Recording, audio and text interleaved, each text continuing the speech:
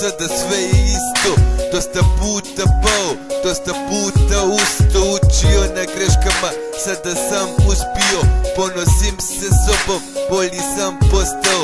Vreme je učinilo da postanem bolji, ali u ovom gradu se više je loši koji žele da padneš jer žele ti zlo. Ja nisam kao oni, nisam to zaslužio. Vjerovao u druge, oni vjerovali u mene, ali na kraju svega opet sve isto ostane. Sve što si bolji više na dno padneš.